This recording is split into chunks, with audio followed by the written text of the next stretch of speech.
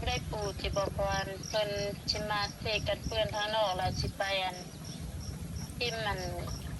พี่น้องพนะตายเสียชีวิตทั้งนั้นอ๋อเพิ่นพี่น้องช่างเพิ่นเสียชีวิตได้อยู่บ่โต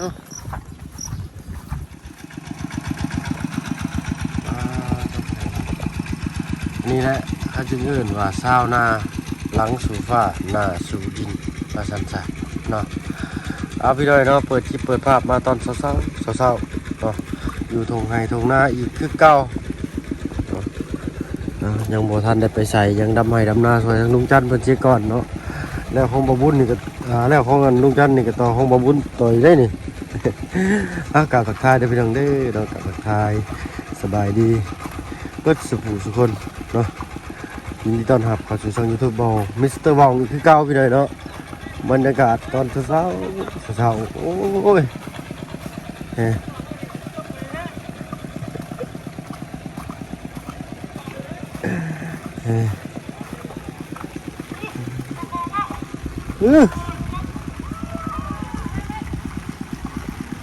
ระวังเด้อแดงเดือดเด้อฮะหิวขาบ่ได้หิวขาหิวคอนะ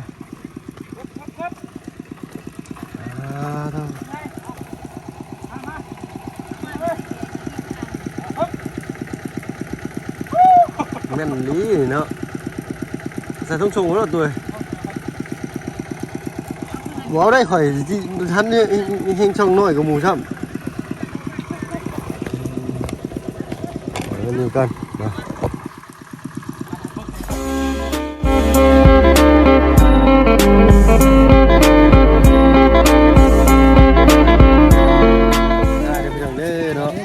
สบายดีเอ้า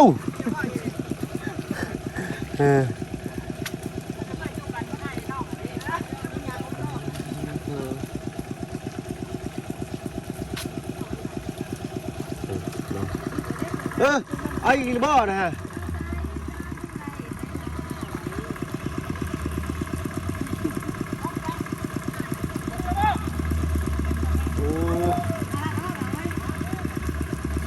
พอดีนะถือแขวไปตู้อยู่แล้วเราสิเผานั่น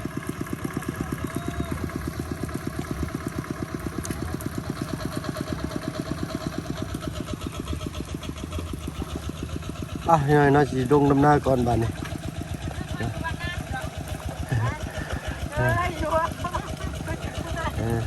ยังคิดหาสื่อเพลงบ่พ่อได้เลยเนาะดำหน้าสิแล้วจะฝนตกลงมาให้บ้านนี้ป้าสิบ่แล้วหน้ามากินเห่โอ้ยลงไปดำแป๊บเดียวกล้าเบิดปลุงเลยเนาะว้าวยังดำนาไวเนี่ยห่างไปกิโลอ่ะเดี๋ยวตุ๊อึ๊บเอ้าไม่เนี่ยกระปอมเอาดูผ้าฝนโยนลงมาบานนี่เนาะโอ้ยฝนตกกันยามมื้อเช้าซ้ำเปียกตอดยอดมันผักเทียงกินข้าวมันก็บ่อยากคักไปได้แล้วนี่เนาะมันก็อย่างเนื้อเนี่ยต้นโตเนี่ยแหละบานเป็นเจ้าสิลกเอาบอกกันเรื่องอะไรไทยเลยหยาดีแม่นนะปล่อยงัวทื่นก่อนแล้วงัวแค้นก็สิได้หญ้าอีกงัวมันแค้นหญ้า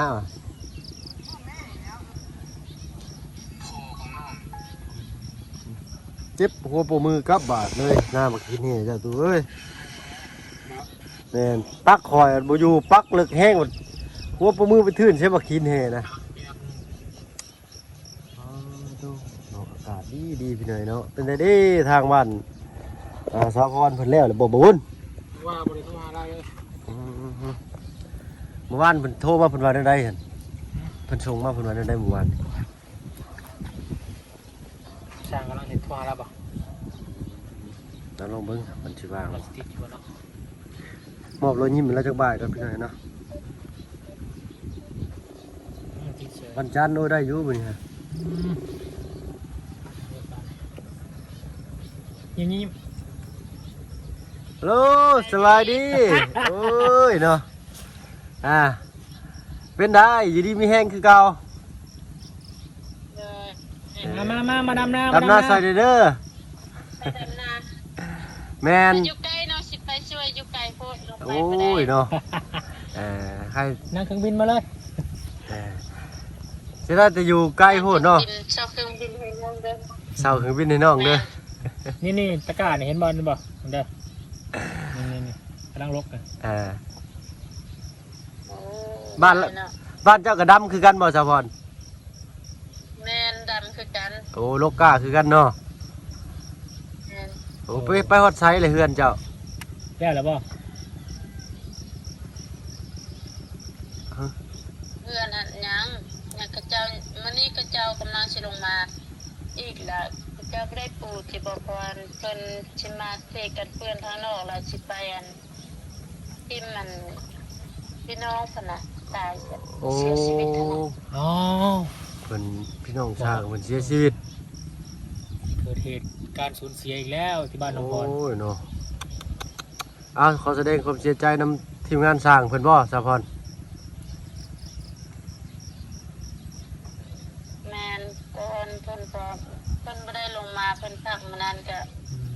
เพิ่นไปอยู่เรือนเย็นอันนั้นมื้อนี้ให้2คนลงมาเมื่อวานเขาลงมา4คน เด้อหน่อยเนาะ ฝนตกอยู่บ่ทั้งฝน เพิ่นโตอยู่ยังบ่เซา โอ้ตกกังมือเลย2มื้อฮอดบ่อยู่พี่ตก2มื้อเลยได้นี่ ได้3-4มื้อล่ะ เอ้าตั้งแต่มื้อมาผมบ่ยักนี่เนาะ แม่นตั้งแต่มื้อจุอายมื้อ เอ้ยเด้อ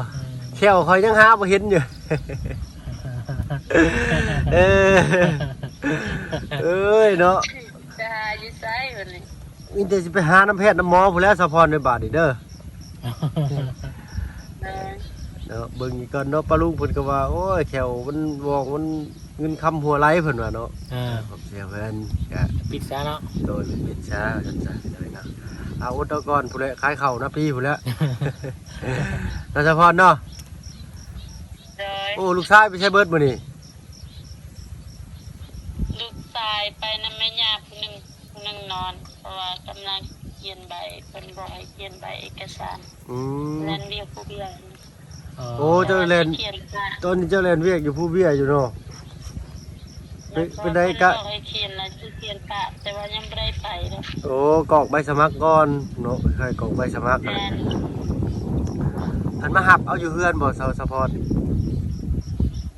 บ่มีฮะมีแต่ว่าเขาเอิ้นไปไม่ได้เขาก็ได้ไป พักไปเฮ็ดญี่ปุ่นแล้วพักญี่ปุ่นเนาะ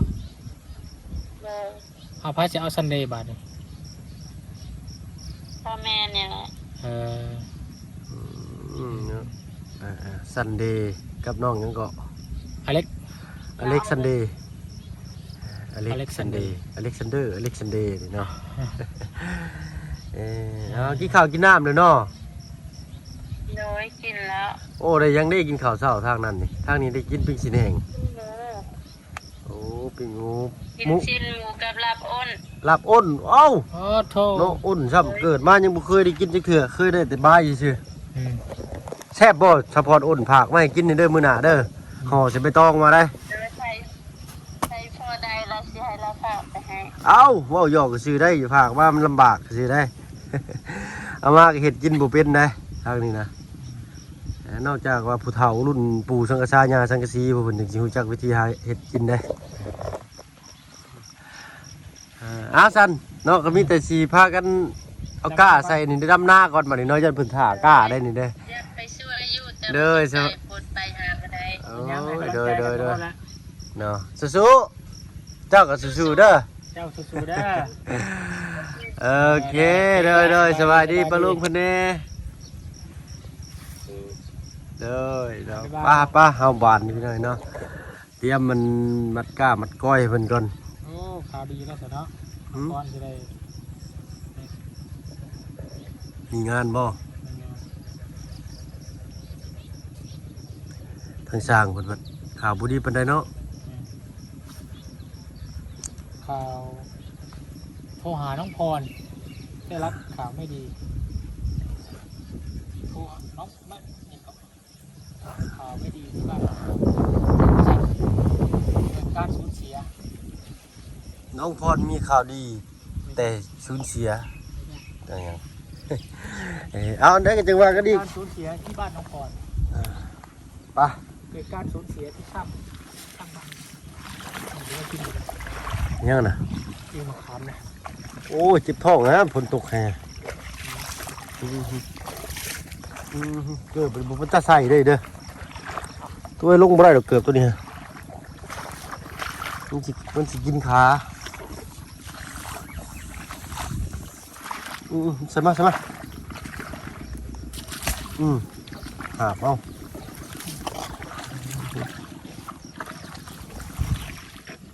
ทางลุงเพิ่นยังพากันไปส่งเฮียนอยู่พี่หน่อยเนาะส่ง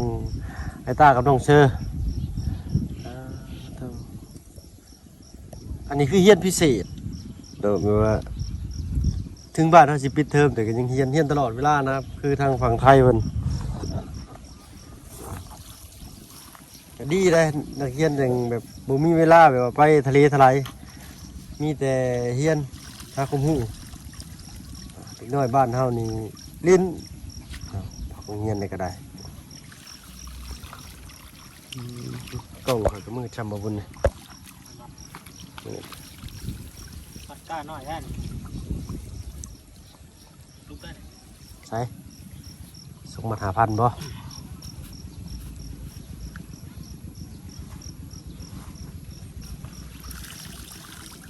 มื้อวานนี่จักเบิดกาจักหมัดบ่บุญ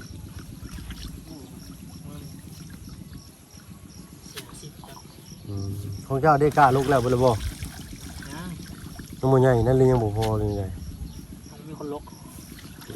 เอาพอดีแล้วนี่อ่ะให้เพิ่นไปทื่นเท่านั้นเนาะบัดนี้เนาะถ้าว่ามีคนแล้วก็มีรถไถมีกล้าครบมีมันก็บ่น่าสิยากบ่ได้เฮ็ดงานแป๊บเดียวอย่างน้องเป็น เงี้ยยากนำบ่มีคนแน่จ้างมื้อละเท่าไรจะจ้างแต่เก่าหั่นนะแสนจักแสนพุ่นเลยติ เพราะว่าเต็มที่คนละ200,000นะ rồi nhưngแต่หันยังบ่มีคนจากมาดิ อาจจะไปหนึ่ง3-4 ล้านละยังโมแล้วอยู่ 3-4 ล้านถามว่ามันคุ้มบ่มันก็คุ้มนะพี่น้องถามว่ามันเมื่อยบ่มันก็เมื่อยเนาะแต่ว่าเฮาผู้เฒ่าไม่เฒ่าเคยพาเฮ็ดนะเฮาบ่เฮ็ดสิปะมันว่างเปล่ามันจักสิแนวใดหั่นน่ะคันแชร์คนอื่นมาเฮ็ดปัดเสียดายมันบ่คือเฮาเฮ็ดได้ผู้เฒ่าเพิ่นสิคิดจังซี่พี่น้อยเนาะลองบ่เฮ็ดผมก็ไม่ตุ้ยสิบ่ใส่แล้วนี่ แม่นแหละปะให้ป้าหน้าบ่ได้แล้วเพราะว่ามันเป็นของเฮาเด้เฮาปะให้คนอื่นนี่มันบ่คักว่านี่นะตายกาแฟบ่ดีบาดนี้นอนซ้ำค่อยตื่นแต่เช้าโพดนี่เป็นเวลา9 โมงปลายเด้อพี่น้อยเนาะยังบ่เห็นแดดอยู่พอแล้วตื่นแต่7-8 โมงพอแล้วตื่น8 โมงลูกสาวเพื่อลูกสาวสิไปอาบน้ำเพื่อลูกสาวสิมาเบิ่งการ์ตูนนี่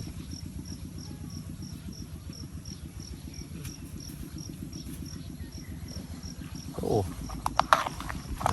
เดี๋ยวเลิกชาก่อนมาพี่น้อยเนาะฮึบเดี๋ยวคอยมองมันคอยเกิดมันนั่นนี่เดี๋ยวใส่กุ๊กก่อนแป๊บนึงไปเพิกชาแล้วได้บ่าเลยจะมันเนื้อไปแห้งไหมตุ๊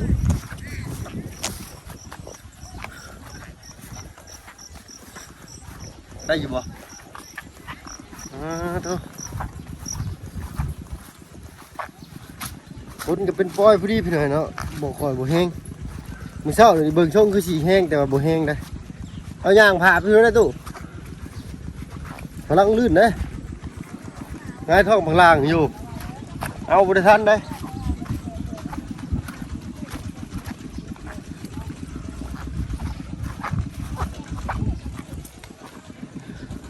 ยเย็นแค่วุ้ยๆบ้านนี่โอ้เก็บหน่อยนั่นนะเก็บดินมากินหัว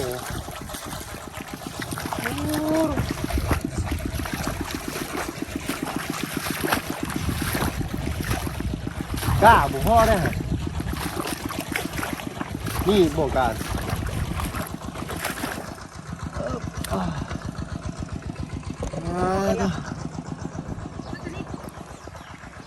ยังอีกประมาณ10ไปหมัดบ่ฮอดบ่บุพ่อแล้วตัดหางเรือบ่ฮอดเช้าซ้ำบ่ฮอดดอกเช้ามัน10ไปเอาเลยเนาะนี่แหละเวลามีเกิดนั่นเนี่ยมันบ่พอกล้าบ่พอดำนะทำสิโลกเบิดคนดำแบบบ่มีน้ำแบบสิแข็งเนาะ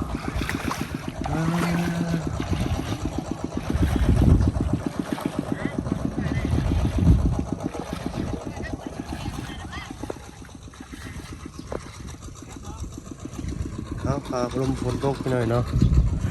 พ่อคลิปหน้าคลิปนี้เท่าเพิ่งเขาตัวลำลาแล้วไปหน่อยนะอยู่ดีเงี้ยก็จะทุกคนเด้อเนาะสบายดีจ้ะ